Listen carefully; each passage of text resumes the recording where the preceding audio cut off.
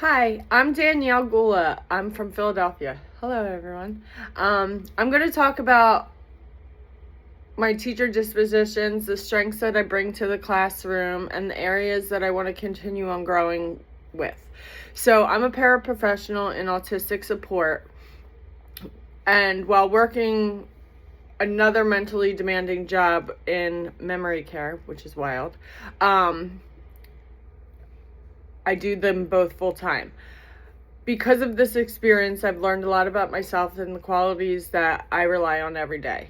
One of the dispositions I believe will make me successful is high expectations. In my current classroom, I see how important it is to believe in all the kids, understand their needs, understand what makes them thrive, what doesn't make them thrive, what's going to throw them off, what's not going to throw them off.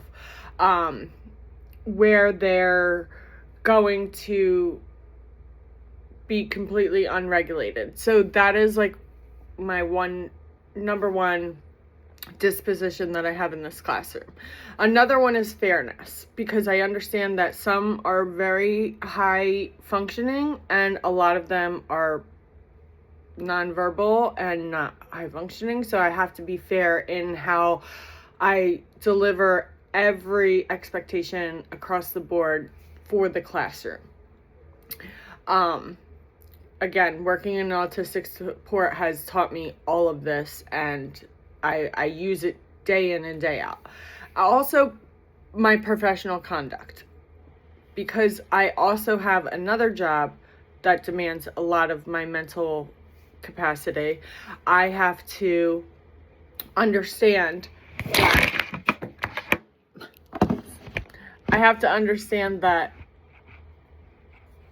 it's going to be challenging. Life is going to be challenging.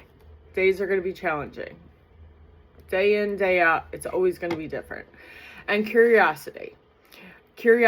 I'm always learning new strategies, different things that I can do to help, if there's a meltdown, if there is a unregulated kid, if there's an unregulated adult in my, memory care situation, we have to pivot always. We also have to learn how to have the kids with the higher capacities adjust to a situation. If someone elopes, if someone it just has a complete meltdown for whatever reason in their brain makes sense to them at the time. So these are the dispositions, and compassion, because you really have to just be completely understanding and patient. That's like my number one thing is patience.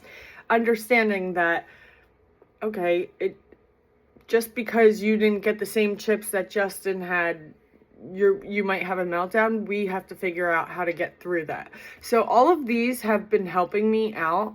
And advocating for the kids that might not necessarily belong in the public school system, because where I'm at, this is a public school system. The districts don't want to pay for the kids to go to intermediate unit. I advocated for one kid this year to be in intermediate because he just clearly did not belong in the classroom. We did not have the support that he needed. So these are all the dispositions that I think that I have and that I'm working on, and I see daily for my progress as a paraprofessional into becoming a teacher. I also, reflection is a big thing, because you have to reflect on the days that are hard, reflect on all of the things that could be better, could have worked better. So these are my dispositions. This is how I think that I can be a better teacher.